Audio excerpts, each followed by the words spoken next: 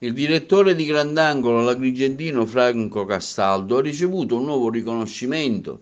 Il giornalista della Città dei Templi è stato premiato dal vicepresidente del Consiglio Superiore della Magistratura, Davide Armini, come giornalista scomodo. La cerimonia di premiazione è avvenuta nell'ambito del 25° vertice antimafia organizzato dalla Fondazione Antonino, in collaborazione con l'Osservatorio Mediterraneo sulla criminalità organizzata e la mafia, l'Ordine dei giornalisti della Toscana e da Italia Euromedia.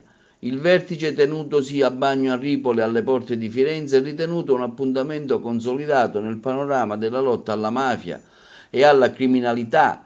Nasce nel 1999 su iniziativa del magistrato Antonio Caponnetto, Salvatore Calleri e Ornella Esposito Rosolino. Hanno preso parte all'evento giornalisti investigativi, esponenti delle forze dell'ordine, magistrati, sociologi, esperti di arte, esperti in antiriciclaggio.